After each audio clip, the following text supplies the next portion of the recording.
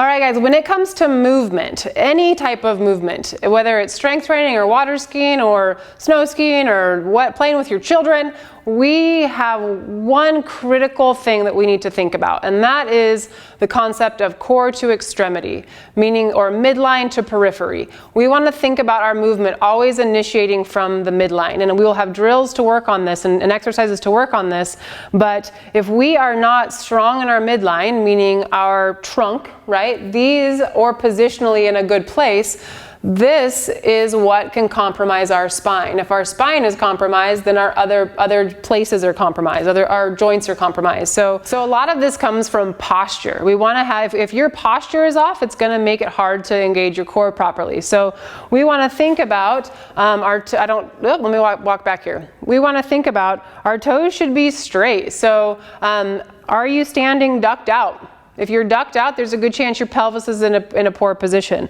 So our toes should be straight. Our pelvis, if you think of our pelvis being a bucket of water, we don't want water dumping out the front of the bucket, and we don't want water dumping out the back of the bucket. We want to have that pelvis neutral so that the water is staying level in the bucket.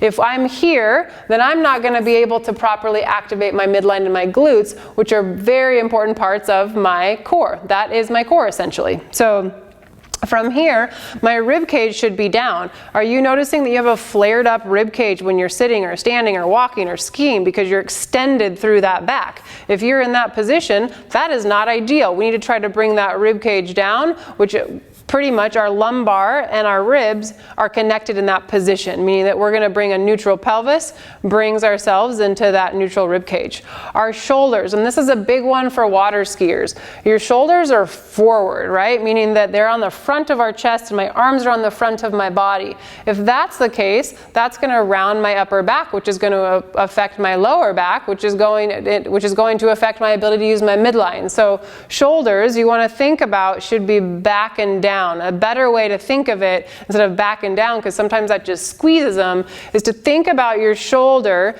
being externally rotated, or think of this bar, your bone in your upper arm should be rotated back into the shoulder joint. And what that's going to do is set that shoulder blade flat against your back when your arms are by your sides. A way to look at that is your thumbs. Are your thumbs facing forward, or are they on the front of your thighs? They should be on the sides. From here, my head should be neutral. We spend so much time on our phones or looking at computers that we're in this really compromised, kinked position. We want to have our head back over our shoulders, our hips, and our heels. So that is the basic alignment of our body.